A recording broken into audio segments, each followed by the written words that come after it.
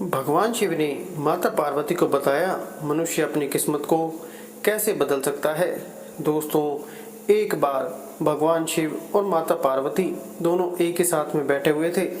तभी माता पार्वती ने भगवान शिव जी से कहा, हे प्रभु, आज मेरे मन में एक प्रश्न उठ रहा है।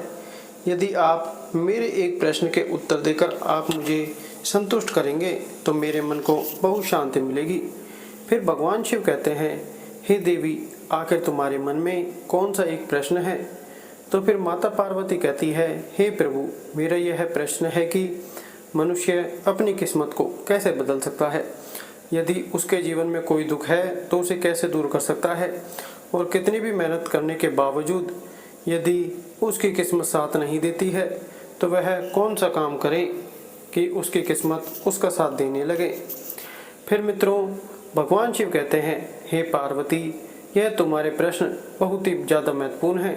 जो भी व्यक्ति इस प्रश्न के उत्तर समझकर इस पर्याप्त ज्ञान को अपने जीवन में उतार लेता है उसे जीवन में सुख की प्राप्ति होती है। मित्रों, भगवान शिव कहते हैं, हे देवी पार्वती, अब मैं तुम्हें तुम्हारे इस प्रश्न के उत्तर एक छोटी सी कहानी के माध्यम से देने वाला हूँ, जिससे इस कहानी के माध्यम से तुम अपने इस प्रश्न के उत्तर को ठीक तरह से समझ पाओगी। परंतु मेरी एक शर्त है, जब तक मैं इस कहानी को सुनाऊं तब तक तुम्हें कहानी को ध्यान से सुनना है।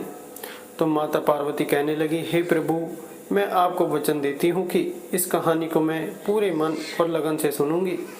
आप कृपया उस कहानी को आरंभ करें। तो मित्रों, आप सभी से विनती है कि आप भी इस कहानी को पूरा जरूर सुने, क्योंकि आधा अधूरा ज्ञान पाप की भागीदारी माना जाता है। तो कहानी को शुरू करने से पहले कमेंट में हर हर महादेव अवश्य लिखें। दोस्तों, एक समय की बात है जब भगवान विष्णु और माता लक्ष्मी संत का वेश बनाकर भ्रमण कर रहे थे। तभी उन्होंने देखा कि रास्ते में एक व्यक्ति अपनी पत्नी के साथ बैठा हुआ रो रहा था। फिर वह उसके पास पहुंचते हैं और बोलते हैं कि तुम कौन हो? इस सुनसान घने जंगल में बैठे हुए तुम क्यों रो रहे हो? फिर इस प्रकार भगवान विष्णु की बात को सुनकर के उस व्यक्ति की सिसकिया कुछ कम हो गई। फिर वह अपने आंसुओं को पोंछते हुए कहने लगा कि महाराज, मैं पास ही के गांव में रहने वाला एक बदनसीब व्यापारी हूँ। मैं जो भी काम करता हूँ वह काम बिगड़ जाता है और इसी चक्कर में आकर के मैंने अपनी पत्नी के सारे गहने और जेवर बेच दिए हैं, जिससे मैंने अपने परिवार को भी खो दिया है और अब मेरा घर भी गिरवी पड़ा है। मुझे लगता है कि मैं किसी काम का नहीं रहा, मेरी किस्मत ही खराब है। फिर भगवान शिव कहते हैं, हे पार्वती, इस प्रकार जब उस व्यक्ति की बात को सुन करके भगवान विष्णु से कहने लगी कि तुमसे किसने कहा कि तुम्हारी किस्मत खराब है? मुझे तो लगता है कि तेरी बहुत अच्छा है और बड़े व्यापारी हो। जरा मैं भी तो जान लूँ कि तुम्हारी किस्मत में क्या खराबी है। फिर वह व्यक्ति कहने लगा कि महाराज, मैं पहले खेती करता था, मगर उसमें हर साल घाटा ही होता था। कभी सूखा पड़ जाता तो कभी अधिक बारिश हो जाती और अधिक बरसात होने के कारण सारी फसल चौपट हो जाती थी। इससे परेशान होकर के मैंने व्यापार करने का निश्चय कर लिया। मेरे पास उस समय एक भी रुपया पैसा नहीं थे, तो मैंने अपनी पत्नी के जितने भी जेवर और गहने थे उनको बेच दिया और उससे जो धन मिला उसी से मैंने व्यापार शुरू किया। जब व्यापार नहीं चला तो शुरू में परिवार वालों ने मेरा साथ दिया, लेकिन जैसे जैसे मुझे नुकसान होने लगा मेरे परिवार वाले मुझसे दूर हो गए। मगर महाराज, मैं यह सब अपने परिवार वालों के लिए ही तो कर रहा था, लेकिन अब वह लोग मुझे देखकर नजरें फेर लेते हैं और मुझे ही मेरे परिवार की दुर्दशा का जिम्मेदार ठहरा देते हैं और हमेशा ताने मारते रहते थे और कहने लगते थे कि वह व्यक्ति कि एक मेरा मित्र है, उसने भी मेरे ही साथ अपना व्यापार शुरू किया था, लेकिन उसका व्यापार अच्छा चल रहा था। फिर वह जब भी मेरे घर आता है तो अपनी सफलता की कहानी मुझे सुनाने लगता है और उसकी बात को सुन करके मेरे घर वाले कहते हैं कि अपने मित्र को देखो और उससे कुछ सीख लो। मुझे बार बार मेरे घर वालों ने दूसरों की तुलना करके ताने मारते रहते हैं और कहते थे कि तेरे बस में कुछ भी नहीं है, तुम कुछ नहीं कर सकते। महाराज, उन लोगों की बातों को सुन करके मुझे अब लगने लगा है मेरा जीवन ही व्यर्थ है। शायद मेरे जीवन में अब कुछ नहीं होने वाला है। अब तो मुझे अपना जीवन ही इस तरह से लगने लगा है कि जैसे कुछ नहीं होगा, और मेरे मन में ऐसी सोच आती है जैसे मैं अपने जीवन को ही समाप्त कर दूं। मैं यहाँ इसी इरादे से आया था, लेकिन हिम्मत नहीं कर पाया, इसलिए यहाँ एकांत में बैठ करके अपनी पत्नी के साथ रो रहा था। फिर भगवान शिव माता पार्वती से कहने लगे। इस प्रकार उस व्यक्ति की बात को सुन करके भगवान विष्णु कहने लगे, तो यह बात है क्या? तुम इसके अलावा और कुछ भी कहना चाहते हो? फिर उसने कहा, महाराज, एक तो मेरा काम खराब हो जाता है, और दूसरा मेरा मित्र मुझे हर समय नीचा दिखाने का प्रयत्न करता रहता है। मुझे समझ में नहीं आता कि इस दशा में मैं क्या करूं और क्या न करूं। भगवान विष्णु कहने लगे, क्या तुम अपने मित्र की बात को सुन करके वास्तव में दुखी हो जाते हो? फिर उसने कहा, हाँ महाराज, मैं अपने मित्र की बात को सुनकर बहुत दुखी हो जाता हूँ। तभी भगवान विष्णु कहने लगे, तुम्हें किस बात का दुख होता है, अपने असफल होने या फिर मित्र के सफल होने का? अब वह व्यक्ति फिर एक पल सोचता है और उत्तर देता है, महाराज, अगर मैं सच कहूँ तो मुझे अपने असफल होने का उतना दुख नहीं होता जितना कि मुझे मेरे मित्र के सफल होने से होता है। फिर भगवान विष्णु कहते हैं, तुम्हारा मित्र सफल हो जाए तो क्या तुम्हें खुशी होगी?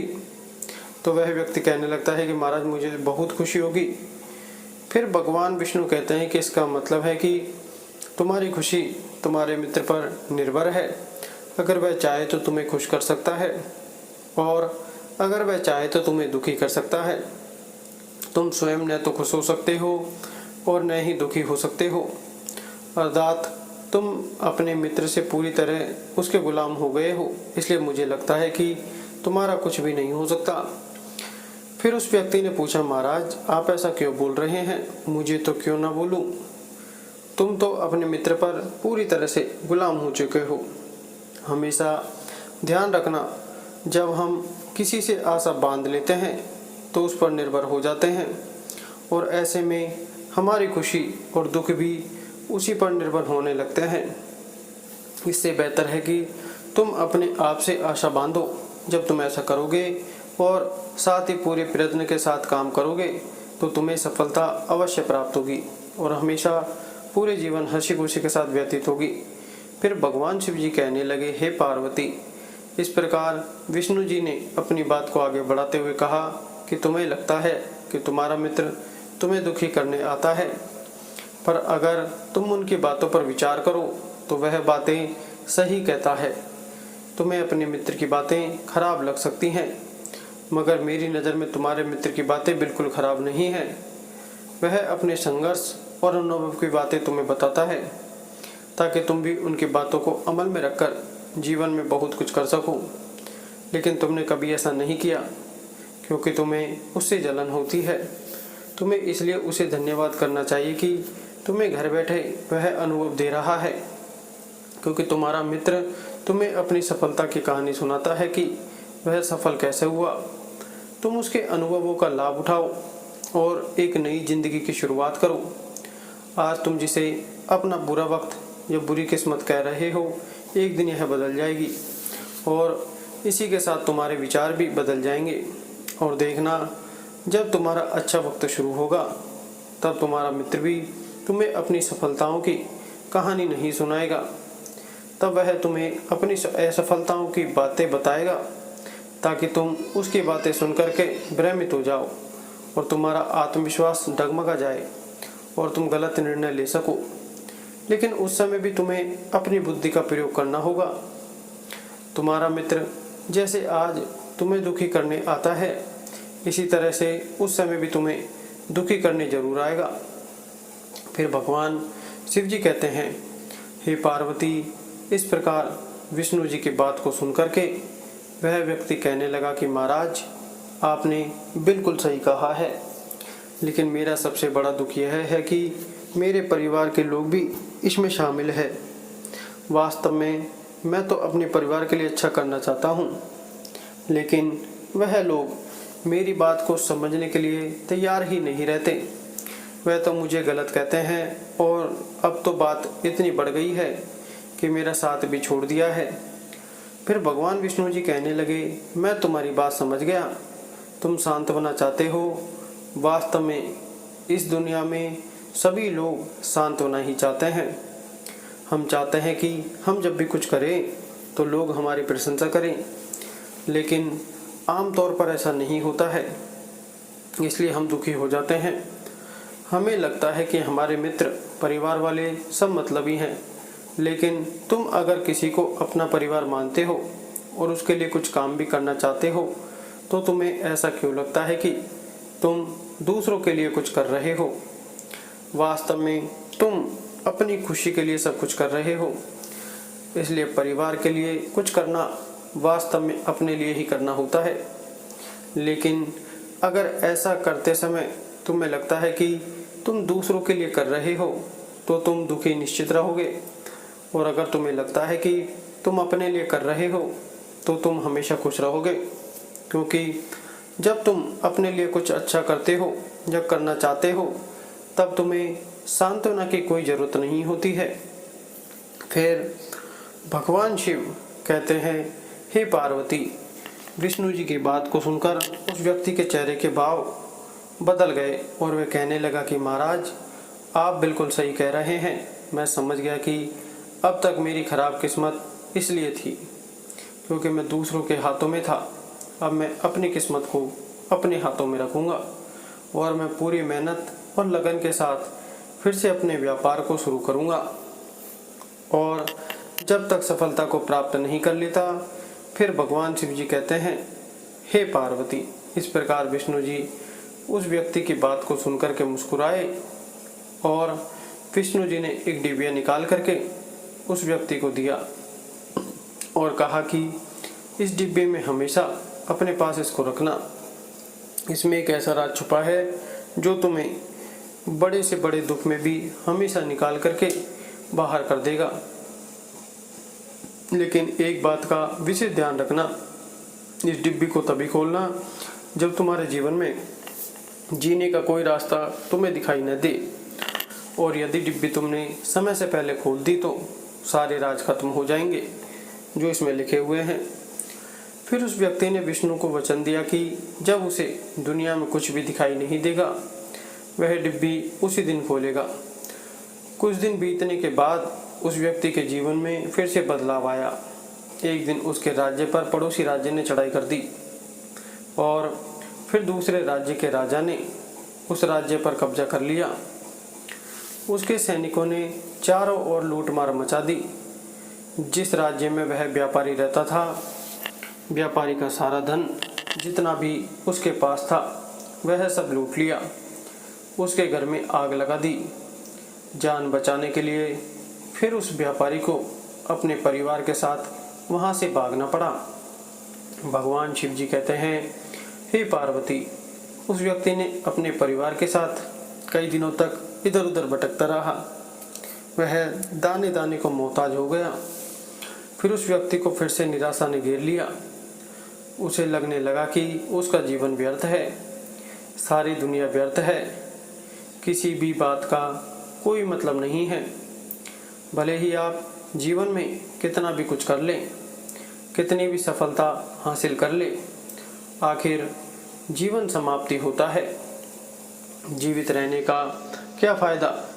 इससे तो अच्छा है कि मैं अपने जीवन को पूरी तरह से समाप्त कर दूं। फिर भगवान शिव कहते हैं, हे पार्वती। उस व्यक्ति ने अपने परिवार के सहित आत्महत्या करने ही वाला था कि उसे उसी समय भगवान विष्णु की डिब्बी याद आ गई, क्योंकि भगवान विष्णु ने कहा था कि जब तुम्हें दुनिया में कहीं कुछ भी दिखाई न दे उस समय डिब्बी को खोल करके, डिब्बी में जो पर्चा है उस पर्चे को खोल करके पढ़ना, तुम्हारा सारा दुख उसी समय दूर हो जाएगा।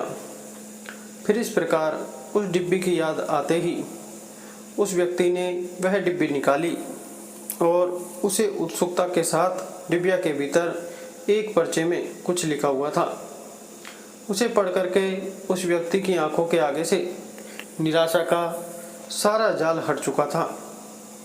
फिर माता पार्वती ने पूछा भगवान शिव से कि प्रभु, पर्ची में क्या लिखा था? यह समय भी बीत जाएगा। फिर माता पार्वती कहने लगी कि प्रभु, मैं कुछ समझी नहीं। तब भगवान शिव कहने लगे कि मैं तुम्हें विस्तार से समझाता हूँ। कभी भी इंसान के दिन एक जैसे नहीं रहते हैं। व्यक्ति को हिम्मत से काम लेना चाहिए और बराबर अपनी मेहनत के साथ अपने कार्य को करते रहना चाहिए। उसे एक न एक दिन सफलता निश्चित रूप से मिलती है। भगवान शिव अंत में कहने लगे कि पार्वती, इंसान ईमानदारी और विश्वास और लगन से जब कोई कार्य मेहनत से करता है तो मेहनत का फल उसे अवश्य मिलता है। इस प्रकार से उस पर्चे पर लिखी हुई बात को जब उस व्यक्ति ने ध्यान से पढ़ा और वह समझ गया कि मेरे बुरे दिन एक बार फिर से अच्छे हुए हैं और आज फिर से बुरे दिन आ गए हैं, तो मेरे बुरे दिन यह भी फिर से टल जाएंगे। एक समय एक सा नहीं रहता दोस्तों। एक दिन फिर वह व्यापारी अपनी मेहनत और लगन और ईमानदारी के बल पर उस शहर का सबसे बड़ा व्यापारी बन गया और अपनी पत्नी के साथ और अपने परिवार के साथ सुख से रहने लगा। इसलिए दोस्तों, दूसरों पर कभी आश्रित नहीं रहना चाहिए और पूरे सच्चे मन और लगन के साथ अपने काम पर ध्यान देना चाहिए, जिससे कभी बुरे दिन नहीं आएंगे। वीडियो अच्छी लगी हो तो वीडियो को लाइक करें, चैनल को सब्सक्राइब जरूर करें। धन्यवाद।